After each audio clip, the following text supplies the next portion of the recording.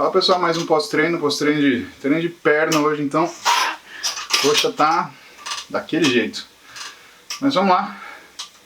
Hoje eu coloquei como tema da live dúvidas sobre exames. Vamos ver o que vocês têm de dúvidas sobre exames pra gente poder seguir adiante. Galera do Instagram, essas lives estão todas gravadas no YouTube, né, para ficar mais fácil para vocês consultarem depois por temas. Então entra lá. Meu canal é Paulo Musi, e assim que chegar, inscreve, deixa sua observação, liga as notificações para você saber quando a gente publica todo dia praticamente. E se você já está no YouTube e chegou até aqui, lembra aí de dar aquele suporte no canal. Então liga as notificações, inscreve, deixa sua observação aí, a sua crítica, sua opinião. E a gente vai seguindo adiante. Vamos ver se já tem... Bom, já tem perguntas aqui, né? Alisson, melhor jeito de você fazer networking na medicina é sendo um bom médico. Porque médico ruim, cara, só faz networking desgraça. Nossa, sabe aquele fulano? Puta que pariu, ele é foda, então. Seja bom médico, o networking vem. Se você ficar preocupado antes com o networking do que da qualidade da sua medicina, malandro, você não vai muito longe. Se preocupa em medicina, velho. Médico só se preocupa com medicina. Cauê. Que exames mais importantes a se fazer periodicamente? E que prazo entre eles? Bom a gente falar disso. Sobre submáxima. Falar sobre submáxima. Sobre o que, Clécio, submáxima? Né? Tem um monte de coisa submáxima, Clécio. E o Pedro? Colesterol em usuário de esteroide. Até que ponto é normal uma alteração? E como se proteger? Pedrão, já descobri que o Pedrão tá fazendo uns Danone e tá com colesterol zoado, hein, Pedrão? Cara, colesterol ruim é sempre ruim. Então existe, né, essa situação, você vai usar um esteroide e ele vai aumentar o seu LDL e vai baixar o seu HDL. E muita gente falava assim, ah, mas é normal porque tá usando esteroide. Não, é a mesma coisa que você falar assim, o cara tem um baita corte no pescoço, tá sangrando pela jugular, que nem, babando sangue pra tudo que é lado, aí você fala, não, é normal, porque o pescoço tá cortado.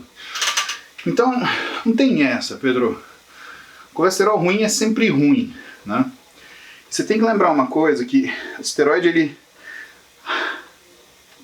não aumenta só o LDL. O esteroide, por conta da resistência periférica à insulina que ele provoca, ele também tende a aumentar um pouquinho o que é a glicemia média desse paciente. Então você está juntando duas coisas, um colesterol ruim, mais um aumento de açúcar que faz com que você aumente o ataque do endotélio vascular. Essa mistura não é uma mistura muito boa. E se você, né, é estudante de uma área da saúde, você deve ter aprendido como é que é a fisiopatologia do ateroma. Então o que é o ateroma? O ateroma é aquele desenvolvimento de uma maçaroca celular e gordurosa que fica debaixo do endotélio e que vai comprimindo a parede da artéria, fazendo com que haja uma oclusão da passagem de sangue. Como isso acontece? Primeira coisa, teu sangue ele enche de partículas de LDL e partículas pequenas. Essas partículas, elas são extremamente inflamatórias. O seu macrófago reconhece essas partículas e vai comendo partículas de LDL. Só que, cara, a gente tem muita energia no sangue. Entre gordura, carboidratos, triglicérides, no meio do caminho, né? O que acontece com esse macrófago? Ele vai comer tanto LDL que ele vai se tornar uma coisa chamada puff cell.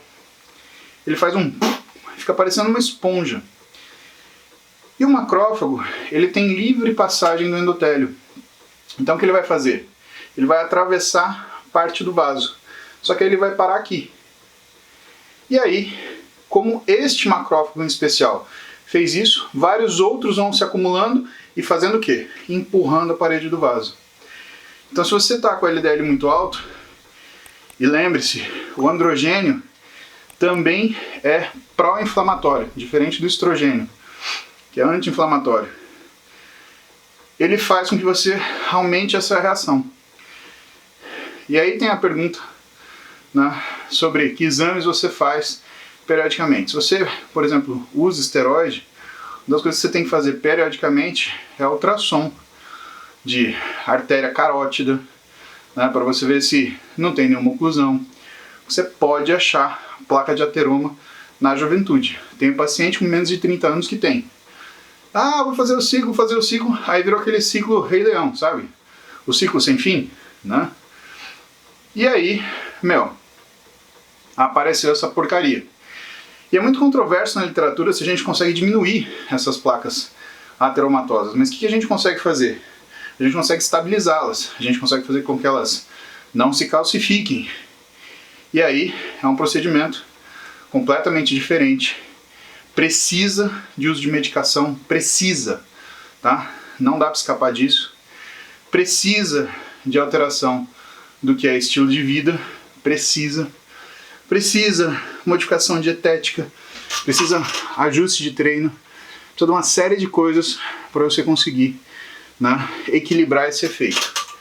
E lembra que eu sempre falo para você, Pedrão, doença de velho em velho é bom, doença de jovem em jovem é bom, agora doença de velho em jovem, de jovem em velho, cara, aí dá problema, dá muito problema, tá? Então, se você fez um exame de sangue, você tem um colesterol HDL abaixo de 30, se você tem um LDL acima de 100, ou se você tem partículas de VLDL em abundância, cara, não é brincadeira. Você vai se lascar. E tem um dado importante. A gente estava olhando um trabalho de urologia que relaciona aqui. Depois que o sujeito ele tem sintomas de disfunção erétil de origem vascular, em média, 5 anos depois ele infarta. Por que isso? A artéria que bombeia sangue para o pênis, para provocar a ereção, ela tem um calibre um pouquinho menor do que a coronária. Então, é possível se dizer que quem tem doença ateromatosa, né, muitas vezes tem a disfunção erétil como pródromo do infarto que vai acontecer. Então, é muito sério saúde masculina nesse sentido. Uma coisa que às vezes parece não ter nenhum problema que não seja de qualidade de vida, como função sexual, tem relação com causas de mortalidade aumentadas pelo que ele representa em relação ao tipo de doença que causou aquela alteração. Então, cara, colesterol não é uma coisa boa de estar aumentado, tá? Eu sei que tem muita gente que fala, o colesterol não é vilão. Cara, eu já falei pra vocês, eu tenho essa cara, assim, puxa ferro, blá, blá, blá, blá, mas medicina eu sou extremamente tradicional. Formação clássica, com todo rigor, tenho especialidade reconhecida no meu conselho de medicina, né? Então tenho chamar RQE, eu sou o médico do esporte, eu sou o traumatologista ortopedista, eu tenho esses títulos, eu sou titulado, né? E assim, eu confio em tudo aquilo que está escrito e está embasado em estudo, mais evidência, mais evidência. Por quê? Simples. Tem lá um sujeito que estudou, por exemplo, 2.500 casos. Você vai falar, não é assim. Além de ser uma ignorância, é uma falta de humildade arrombada, né? Porque, pelo amor de Deus, né? Então, a gente procura equilíbrio sim, sabe, pessoal? A gente entende que existem valores em relação a exames de sangue que precisam ser olhados com cautela. Eu não fico tranquilo com um paciente meu que tem um HDL menos que 40, que tem um LDL maior que 100, que tem um triglicérides maior do que 100, que esses caras estão fazendo dieta. Então, um cara que faz dieta e treina, ele tem exame de gente doente? Como assim? Alguma coisa está errada. Tudo bem, ele pode ter uma dislipidemia familiar, né? Então, a gente tem até uma classificação das dislipidemias que são hereditárias, que são geneticamente determinadas, classificação de Fridrickson, que ajuda a gente a tratar isso daí. Agora, isso não quer dizer que você vai deixar passar. Não dá para deixar passar. Em média, Pedrão, o que um paciente que faz musculação ele tem de exames? Ele tem um HDL entre 40 e 45, ele tem um LDL em média entre 70 e 90, e ele tem um triglicérides, se ele estiver fazendo uma dieta, né, sem restrição, uma dieta normocalórica, né, mas daquele jeito que eu te falei, com horizontalização de calorias, com fracionamento alimentar, ele vai ter um triglicérides entre 70 e 100. Se esse paciente ele faz musculação e aeróbio, o HDL dele vai ser uma coisa na casa de 50, 55. Por quê? Porque o aeróbio ele sobe o colesterol HDL. A musculação que faz cair o LDL. Por isso que se você está fazendo musculação e você tem um LDL alto, cara, pior sinal possível. Quer dizer que você está usando o fator de proteção, que é a musculação, e ainda assim você está indo para um caminho ruim, né? E tem o triglicérides mais baixo ainda, que fica entre 50 e 70. Coisas que explodem triglicérides: açúcar simples e gordura de baixa densidade. Então, óleo de coco, que o pessoal acha uma maravilha. Para subir triglicérides é uma coisa linda, né? Açúcar, álcool, tá? Só para contar óleo de coco, né? Peripécias. Vocês ficam indo nessa de modismo, vocês nem sabem a boca do tubarão que vocês estão pondo a mão.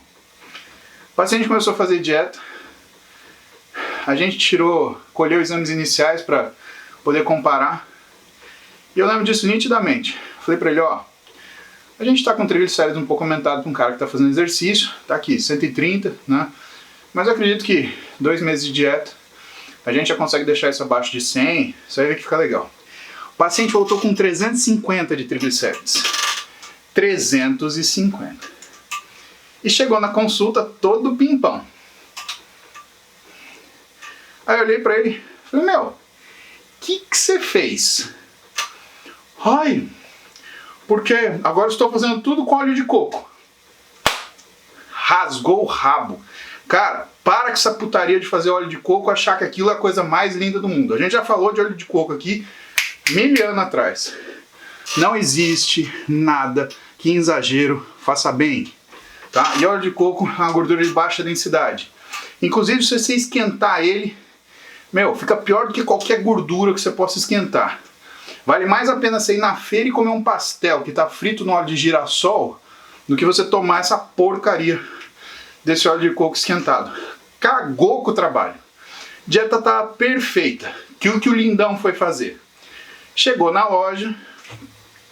Não, mas veja bem, porque tem esse óleo de coco aqui que você vai tomar, que você vai passar no cabelo, que você vai passar até onde o sol não brilha.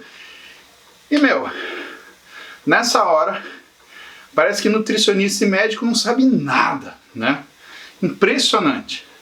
Né? A pessoa vai na consulta, pede orientação, chega na loja, compra o que quer.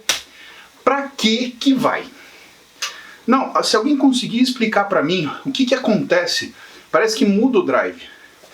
O caboclo voltou 350 de triglicérides, achando que tava abafando. O bicho tava pondo óleo de coco até escovando o dente com óleo de coco. Vocês param com isso, hein? Para com essas histórias. Não existe isso. Quando começa a aparecer uma coisa milagrosa assim, para. Falei na aula de ontem. Quando a gente está fazendo muita bobagem, ou quando a gente está pensando muita bobagem, é hora de parar e pensar. Para de pensar bobagem, pelo amor de Deus. Porque, o que eu já ouvi desse negócio...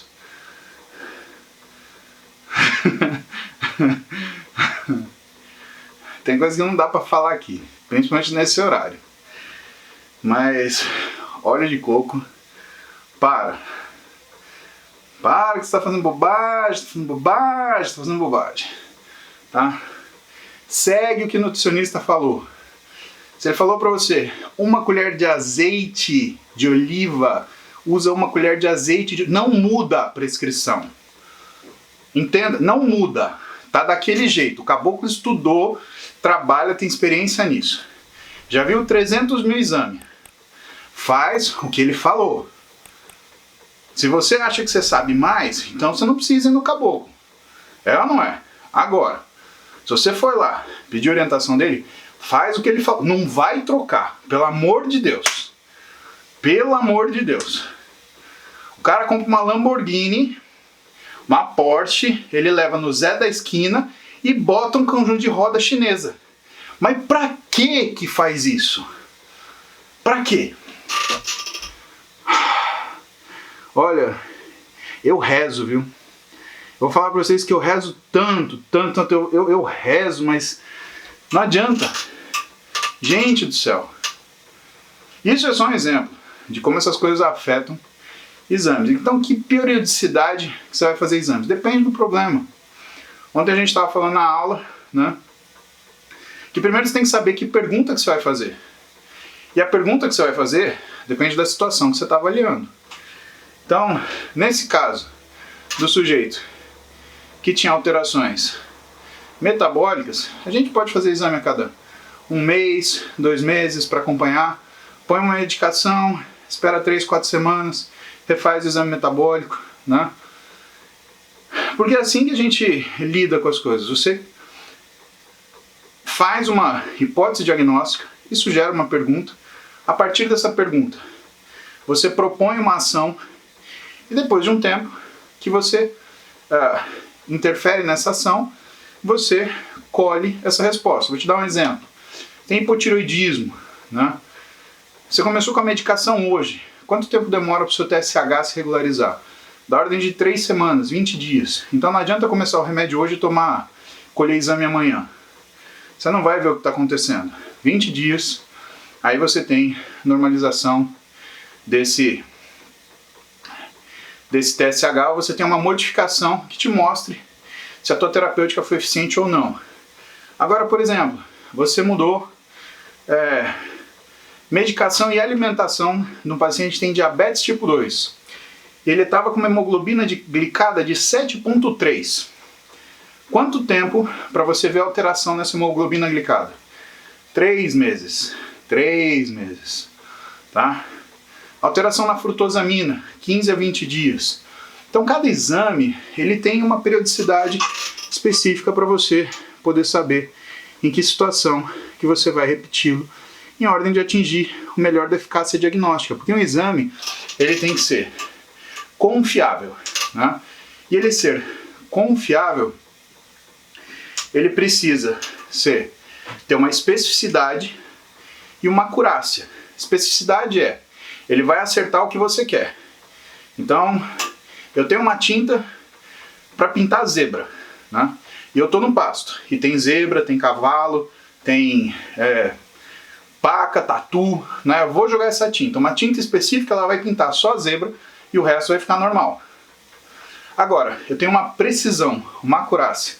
O que é isso? Que quando tiver na zebra, eu vou acertar essa zebra.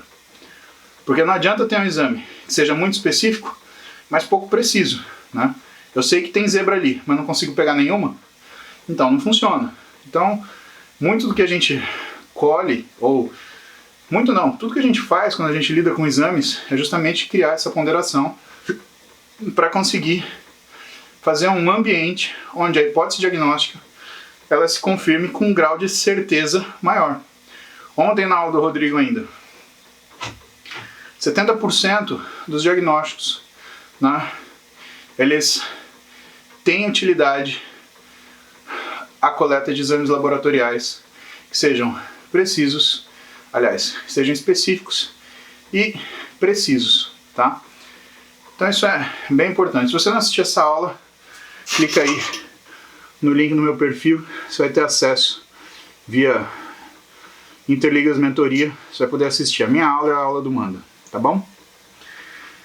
Ai, Jesus, óleo de coco, Jesus, queima ele no óleo de coco, Jesus, frita ele no óleo de coco, Jesus. É ou não é? Vocês não vão tomar água de coco, né? Ó, o pai tá vendo. Gente, preciso ir. Galera do YouTube, mais um. Então lembra, você chegou até aqui, inscreva-se, deixe seu comentário, liga as notificações, a gente se vê. Beijo pra vocês.